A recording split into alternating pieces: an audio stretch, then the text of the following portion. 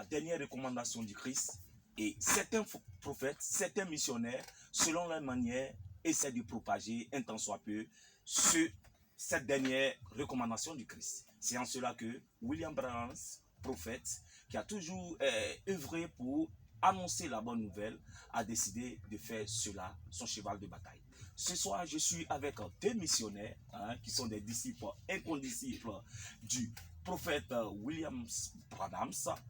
À ma droite, le missionnaire Biti, et à ma gauche, le missionnaire Collé. Bonsoir. Bonsoir. Comment ça va?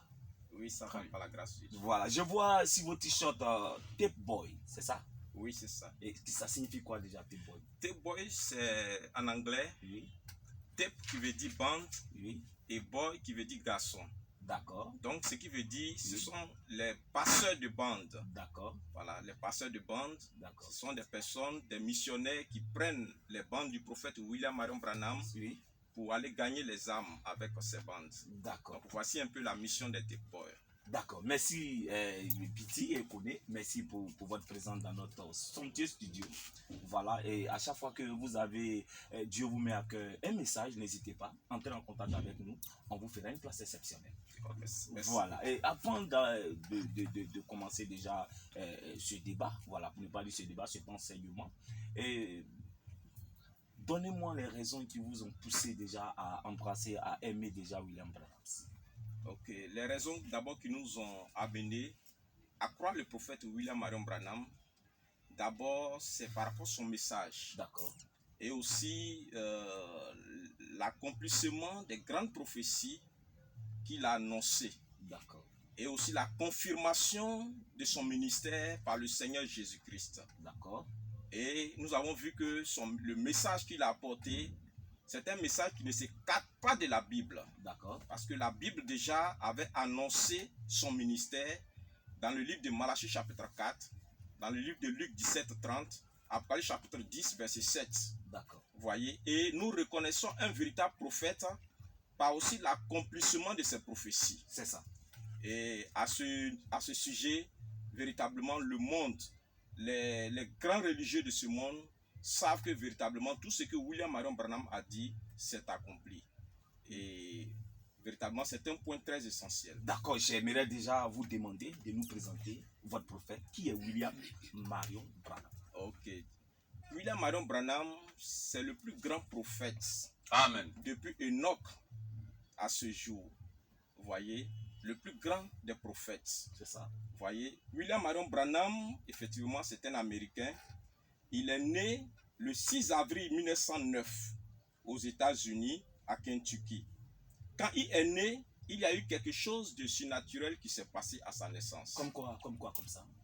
À sa naissance, une lumière surnaturelle est rentrée dans la pièce, là où il était né, et cette lumière-là s'est posée sur le bébé.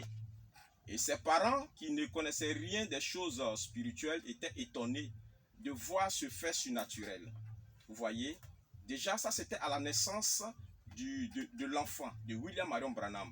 Il est né sous un signe surnaturel. Et il y a encore un autre signe. À sa naissance, il y a eu la constellation des 3 étoiles dans le ciel. Vous voyez.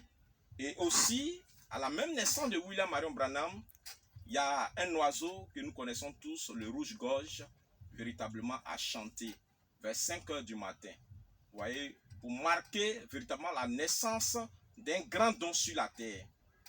Voici un peu, de manière présentée, William Marion Branham, donc, sa naissance. Selon vous, tous ces signes déjà attestent que William Branham est vraiment le prophète qu'on a entendu. Oui, cela, quand nous regardons dans la Bible, nous voyons qu'à la naissance déjà des grands prophètes, il y a toujours un signe. Je prends par exemple à la naissance de Moïse. C'est ça. La Bible dit que Moïse était divinement beau.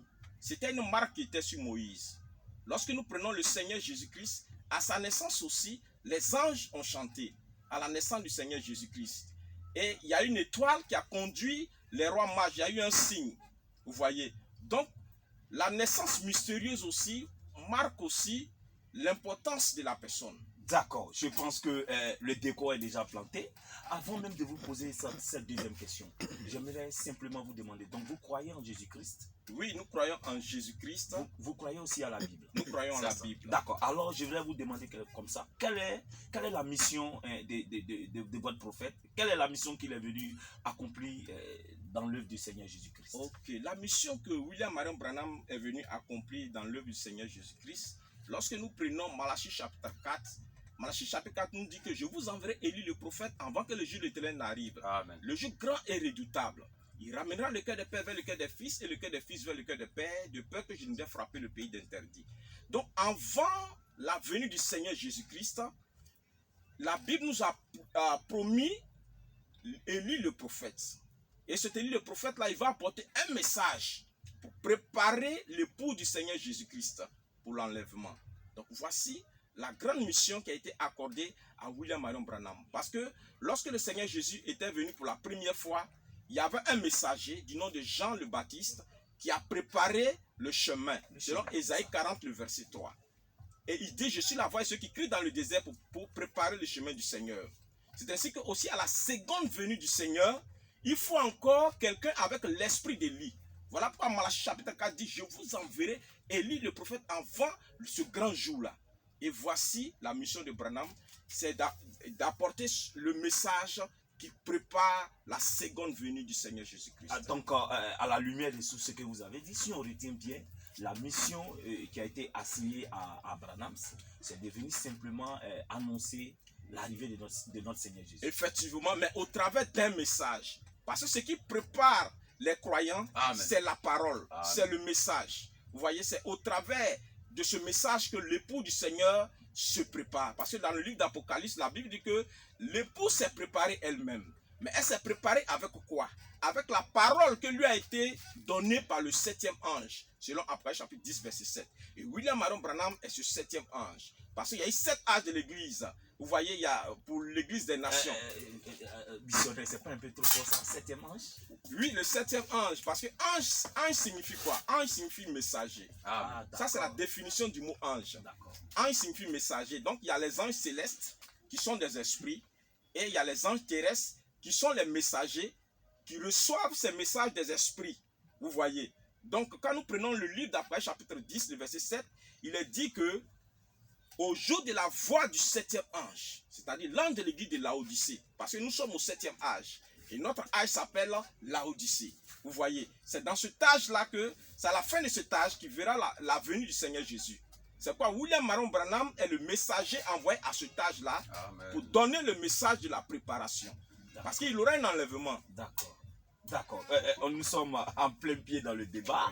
Je voudrais comme ça faire peut-être une petite remarque que vous allez sentir ça, vous allez sentir un peu bizarre, si je peux m'exprimer ici.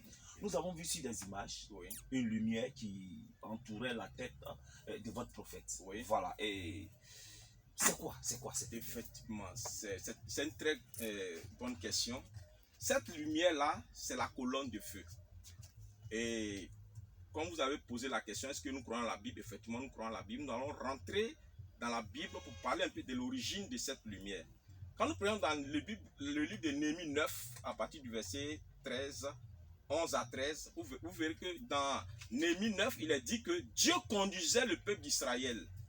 La nuit, c'était une colonne de feu et la journée, c'était la colonne de nuée. Et dans le tabernacle que Moïse avait construit sous l'ordre de Dieu, il y avait 3 compartiments. Le parvis extérieur, le lieu saint et le lieu très saint. Dans le lieu très saint là-bas, il y avait une lumière. Et cette lumière-là, les Juifs appelaient ça la gloire de la Shekinah. C'est pourquoi tout le monde ne pouvait pas rentrer dans ce lieu. C'est le souverain sacrificateur qui rentrait dans ce lieu là-bas une fois par an.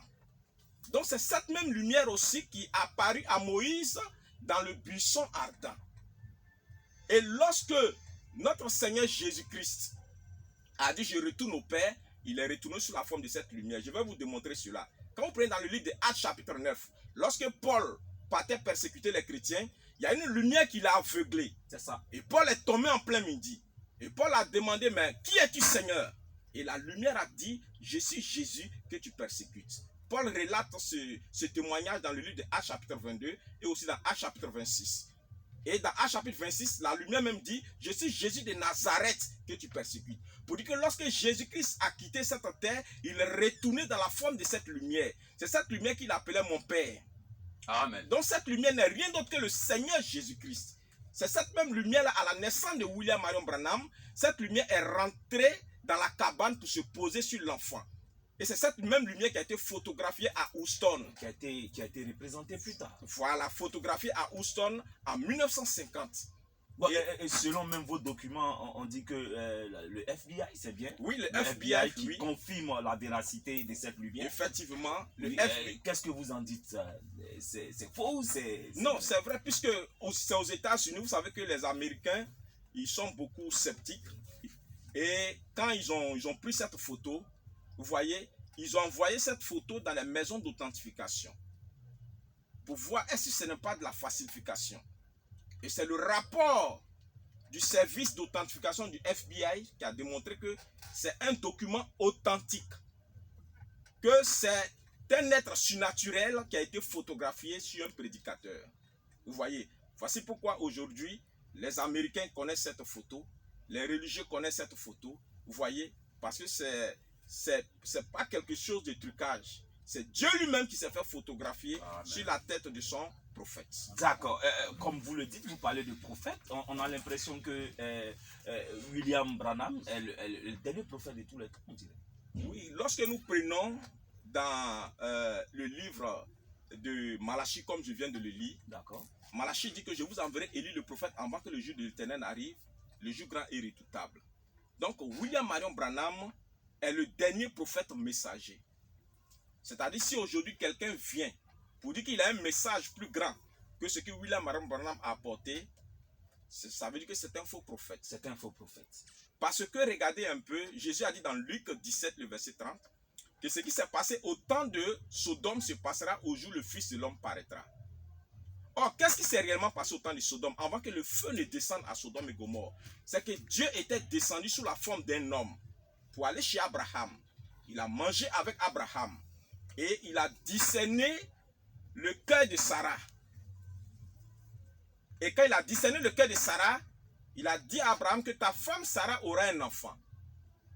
Et Sarah a ri dans son cœur. Et cet homme qui a visité Abraham, qui était Dieu lui-même dans la chair humaine, Amen. a dit, mais pourquoi Sarah a ri? Donc Sarah a plus peur. Parce que comment un homme peut-il connaître le secret qui est dans mon cœur? Vous voyez?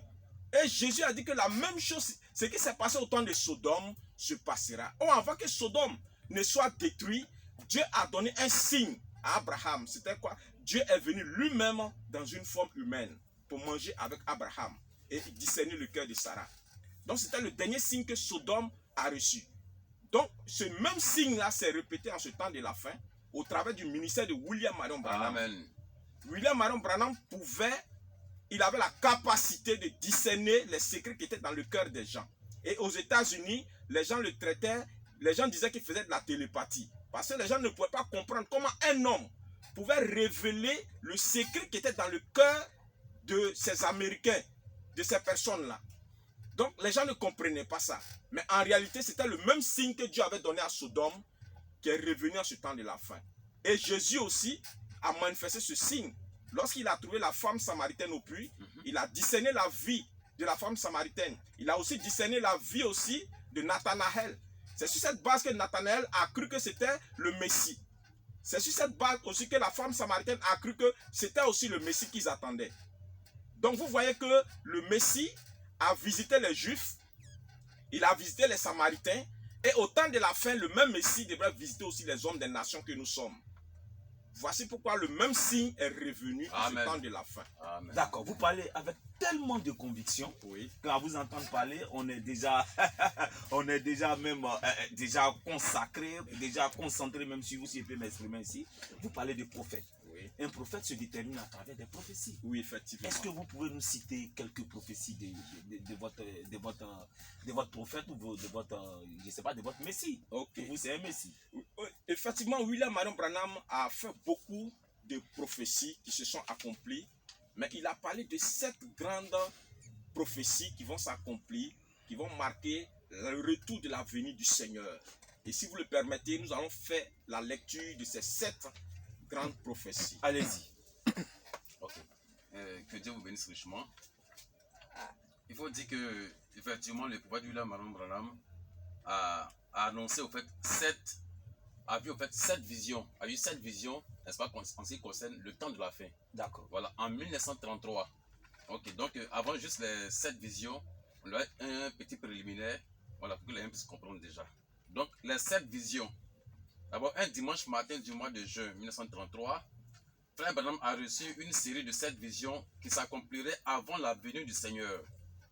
Nous l'avons tous entendu parler de ces visions et nous avons même été témoins de l'accomplissement de quelques-unes d'entre elles au cours des dernières années. La voiture en forme d'un œuf est monnaie courante depuis près de 20 ans et comme c'est la conception qui offre le meilleur rendement, ce modèle n'est pas près de disparaître. Les voitures sans conducteur sont sur le point de faire leur entrée sur le marché. Ces voitures sont équipées de capteurs qui guident la voiture sans incident sur nos routes modernes. Elles seront bientôt mises en production pour être offertes aux automobilistes. Tous les événements convergent vers la dernière vision, la destruction des États-Unis. Le moment est venu de se rappeler ces prophéties alors que nous voyons l'accomplissement de celles-ci de nos propres yeux. C'est le moment opportun de se remémorer ces prophéties alors qu'elles s'accomplissent devant nos yeux. Voici un passage de l'exposé des 7 âges de l'Église, tiré du chapitre portant sur la Odyssée. Le Seigneur Jésus m'a parlé en disant que la venue du Seigneur était proche, mais qu'avant son retour, 7 événements de première importance allaient se produire.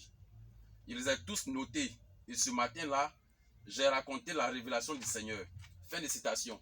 Donc, pour entrer dans le vif du sujet, en ce qui concerne les 7 grandes visions, je vais maintenant les annoncer. Allez-y, allez-y. On est tout, oui, on vous écoute. Donc, d'après la première vision, Mussolini allait envahir l'Éthiopie et ce pays allait tomber sous sa coupe. Cette vision a causé pas mal de remous et certains se sont mis fort en colère quand je l'ai raconté. Ils n'ont pas voulu y croire, mais elle s'est réalisée telle qu'elle. Il est tout simplement entré dans le pays avec ses armes modernes. Il a pris le pouvoir. Les autochtones n'étaient vraiment pas de taille. Mais la vision disait aussi que Mussolini aurait une fin horrible. Quand son peuple se retournerait contre lui, c'est arrivé exactement comme cela avait été dit.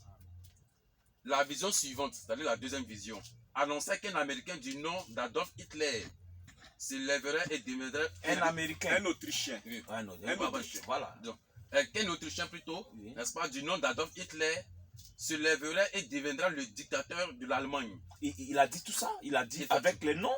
Effectivement, oui, avec les noms. D'accord. Voilà. Et deviendra, n'est-ce pas, le dictateur de l'Allemagne. Et qu'il entraînerait le monde dans la guerre. Elle montrait la ligne Siegfried et tout le mal que nos troupes auraient à la franchir.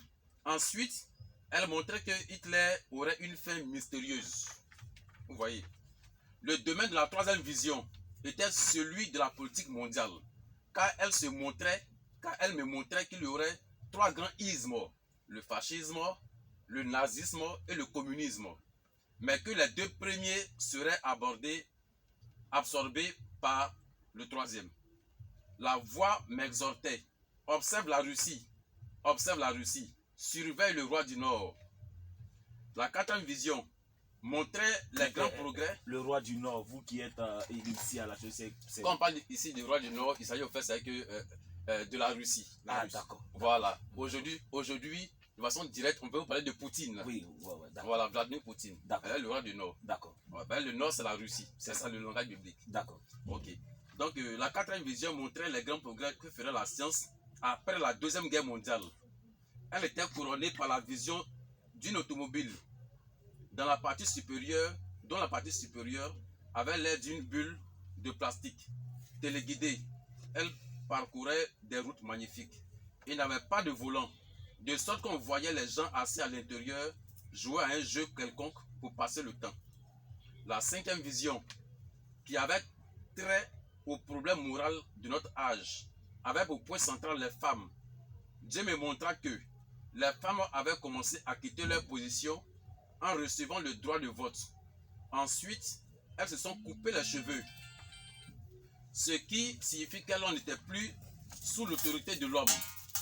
mais insistaient pour avoir des droits égaux ou, dans la plupart des cas, des droits supérieurs. Elles ont revêtu des vêtements d'hommes. Elles se sont déshabillées de plus en plus, si bien que la dernière image que j'ai vue était celle d'une femme nue, à l'exception d'un petit tablier semblable à une feuille de figuier. Par cette vision, je vis la terrible perversion du monde tout entier et son état moral lamentable. Puis dans la sixième vision, une femme de plus grande beauté, mais cruelle, se leva en Amérique. Elle avait un pouvoir total sur les gens. Je crus qu'il s'agissait de la montée de l'église catholique romaine. Mais je savais que c'était peut-être la vision d'une femme qui allait prendre un grand pouvoir en Amérique grâce au droit de vote des femmes. Dans la septième et dernière vision, j'entendis une effroyable explosion.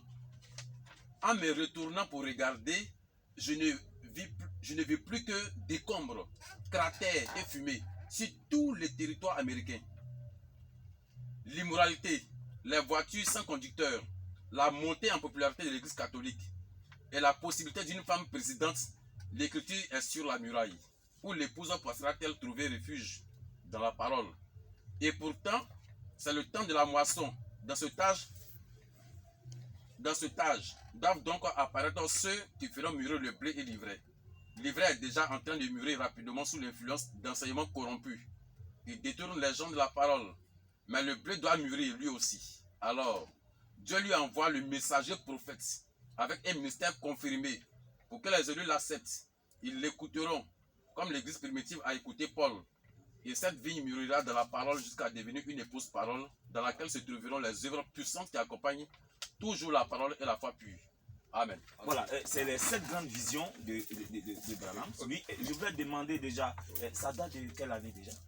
En 1933. 1933, c'est-à-dire au 20e siècle. Voilà, 1933. Oui, je voulais quand même rebondir un Tape Boy.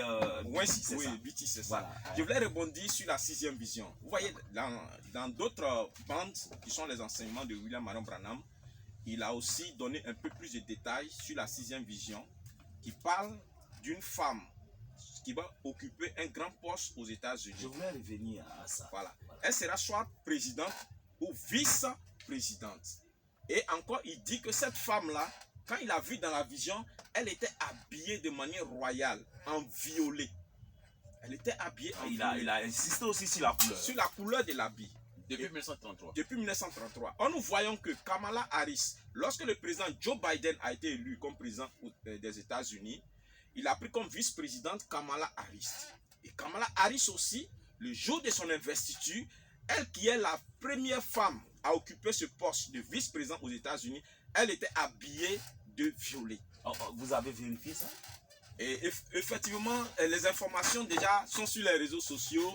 Lorsque vous tapez par exemple sur les réseaux sociaux l'investiture de Joe Biden, vous allez voir la couleur de la tenue de Kamala Harris. À ce sujet, il y a un pasteur éminent du nom de Chris Oyakhilome, oui, qui est en Afrique du Sud, oui, un pasteur nigérien, oui, qui a même consacré une vidéo pour dire qu'un homme de Dieu, depuis 1933, avait donné une prophétie pour dire qu'une femme s'élèverait aux États-Unis, soit présidente ou vice-présidente, et elle s'habillerait de manière avec du violet.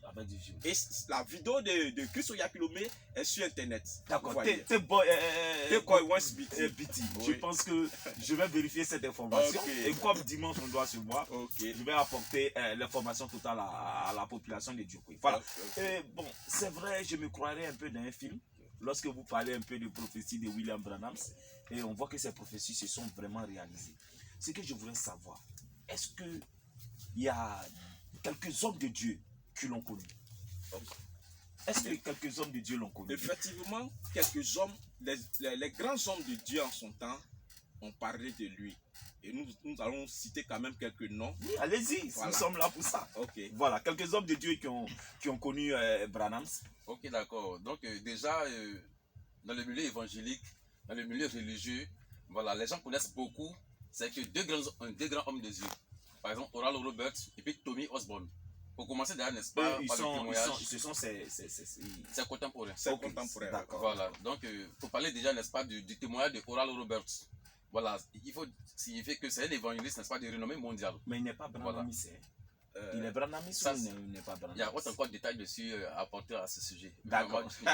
Allez-y. Voilà, il est fondateur comme ça, n'est-ce pas, de connu. l'université Oral Roberts. D'accord. Il dit comme ça que William Branham, le prophète de Dieu, est venu parmi nous et nous a montré au XXe siècle exactement les mêmes choses que celles qui nous avaient été montrées dans les évangiles.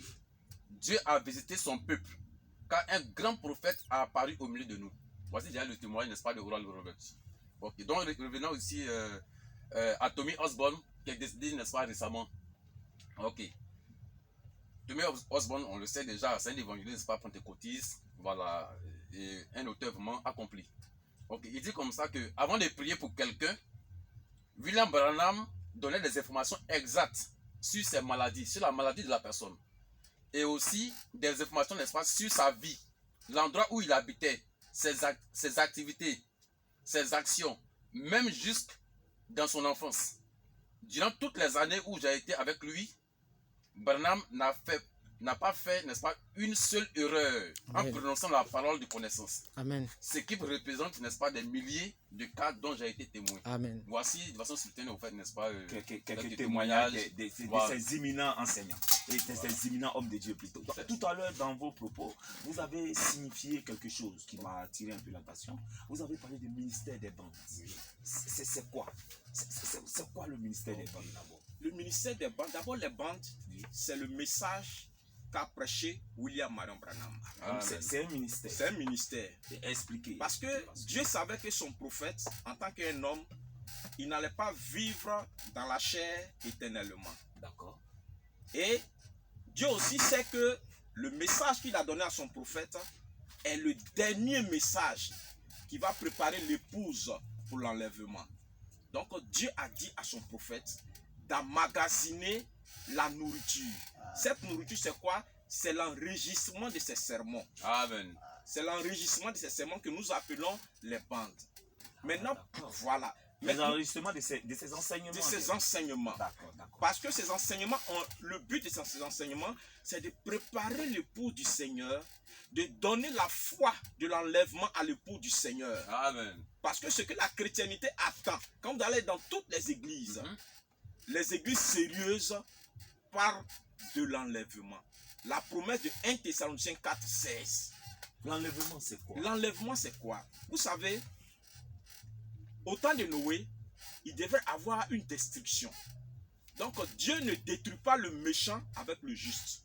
Donc il prend le temps d'avertir d'abord tout le monde. Et c'est ainsi que quand Noé a prêché, les gens ont refusé le message de Noé. Donc Dieu devrait détruire. Donc Dieu a dit à Noé de construire un bateau afin de sécuriser la vie des justes. Donc c'est ainsi qu'au temps de la fin, ce n'est pas l'eau qui va détruire le monde. Mais cette fois, ce sera des pluies de bombes. Voilà pourquoi Dieu a mis dans le cœur des nations, Amen, telles que la Russie, la Chine, et choses comme on appelle ça, la France, de pouvoir fabriquer les armes nucléaires. Parce que la dernière destruction, ce n'est pas par l'eau, mais c'est par le feu. Voilà pourquoi Jésus a dit dans Luc 17 que les mêmes signes qui sont passés à Sodome se passera au jour où le Fils de l'homme paraîtra. Or, Sodome a été détruit par le feu. Donc, nous sommes aussi à nouveau dans un monde sodomique, avec la dépravation, vous voyez, des mœurs, vous voyez, l'immoralité sexuelle. Donc, le même tableau de Sodome se dessine. Mais cette fois-ci, c'est au travers du feu que le monde sera détruit. Donc, l'enlèvement est le moyen pourvu par Dieu pour préserver la vie de ses élus. Parce que le juste ne périra pas avec le méchant. D'accord. Donc, si on veut bien comprendre, les bandes, ces bandes-là, le ministère des bandes, c'est simplement l'enseignement qu'a laissé Branham. Maintenant, j'aimerais savoir à quoi servent ces bandes-là. Ok. À quoi servent ces bandes? Oui. Ces bandes-là servent d'abord, à sceller les élus. Ces bandes-là représentent le signe. Parce que lorsque le peuple d'Israël devait sortir de l'Égypte, ils sont sortis sous un signe. Le signe, ils devaient prendre le sang de l'agneau et l'appliquer sur les portes des linteaux. Et tous ceux qui n'appliquaient pas ce signe-là étaient détruits. Voilà pourquoi les Égyptiens ont reçu les 10 plaies. Parce qu'eux, ils n'avaient pas le signe, ils n'avaient pas un prophète. Ils ont refusé le prophète. Donc, le signe aujourd'hui, c'est le message de l'heure. c'est au travers de ce signe que Dieu va épargner la vie sur la terre. Donc tous ceux qui ne vont pas se mettre sous ce signe vont périr. C'est ce que les 2 espions qui sont allés à Jéricho ont dit à Rahab, la prostituée qui les a reçus. Ils ont dit à Rahab que quand nous sommes sortis de l'Égypte, nous sommes sortis sous un signe. C'était le signe du sang. Donc toi aussi, pour ne pas qu'on te détruise, alors prends le fil de cramoisi pour mettre cela à ta fenêtre. Quand nous allons voir ce signe-là, seule ta maison va subsister. C'est ainsi que la maison de Rahab a subsisté parce qu'elle avait placé ce signe. Aujourd'hui, ce signe, c'est quoi? Ce signe, c'est le message de l'heure que Dieu a donné au prophète William Marion Branham. Amen. Donc quand vous croyez ce message-là, vous avez le signe, vous avez le laisser-passer. Mais tous ceux qui rejetteront ce message, qui rejetteront les bandes, passeront forcément par la grande tribulation. Ils recevront forcément les fléaux, comme les Égyptiens ont reçu les fléaux là-bas du temps de Moïse. D'accord, d'accord. Je suis tellement, je suis tellement ébloui par ce que vous dites. Vous avez dit que ces bandes, en quelque sorte, sont celles d'alliance entre vous et le prophète. C'est une alliance. Ouais. Et comme je l'ai dit, c'est un signe. C'est un signe. C'est un signe. Et c'est au travers de ces bandes-là que les gens reçoivent le véritable et authentique Saint-Esprit. Amen. Mais moi, je voulais simplement vous dire que vous croyez à la Bible. Et je pense que le seul héritage que nous a laissé le Christ, c'est la Bible. La Bible. Mais pourquoi aujourd'hui, à quoi servent ces bandes que vous avez enregistrées? À quoi servent ces bandes? À quoi servent ces bandes? Parce que la parole... Puisque la Bible est déjà là. La Bible qui est la boussole. Oui, effectivement. La Bible est la boussole. Mais cette Bible-là annonce des prophéties et des promesses. Je prends un exemple. Allez-y. Pour éclairer. Les Juifs, les rabbins juifs avaient pour boussole la loi de Moïse et les prophètes. Mais c'est la même loi de Moïse et les prophètes qui annonçait la venue du Seigneur Jésus-Christ. Le Messie